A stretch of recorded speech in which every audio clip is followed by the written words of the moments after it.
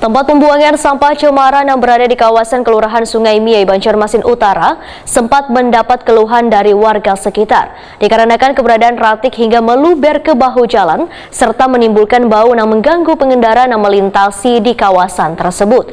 Melubernya ratik hingga ke bahu jalan ini lantaran warga kada disiplin membuang limbah rumah tangganya sesuai yang sudah ditentukan pemerintah, yaitu mulai pukul 6 kemarin sampai 6 baisukan.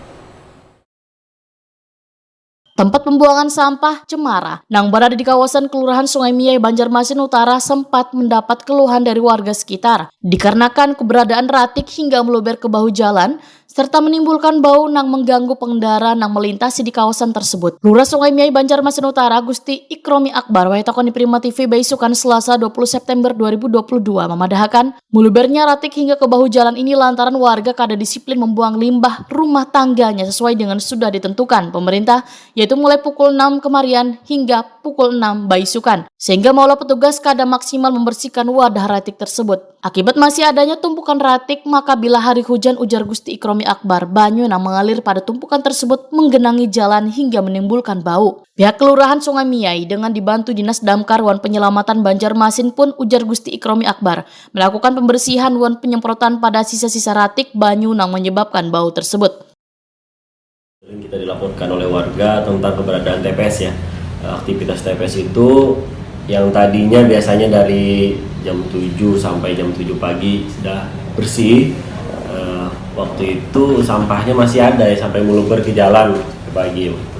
Jadi warga banyak mengeluh dan sampai viral akhirnya. Tapi pimpinan langsung bertindak cepat, pimpinan langsung mengarahkan ke dinas terkait yaitu DLH untuk mengambil langkah. Alhamdulillah dengan cepat sampah juga langsung diangkut. Kemudian paginya ulun bersama Kasitrantif Kelurahan dan Kasitrantif Kecamatan meninjau lokasi. Waktu itu masih banyak bekas-bekas sampah di aspal yang baunya lumayan, dan berinisiatif kami bersama Dinas Pemadam Kebakaran, saya minta bantuan untuk menurunkan satu armada tangkinya. Kita sama-sama menyemprot jalan dan menyikat sehingga mengurangilah bau yang tidak sedap di lingkungan TPS seperti itu. Oke. Untuk antisipasi sendiri penanganan sampah di TPS itu seperti apa? Untuk selanjutnya?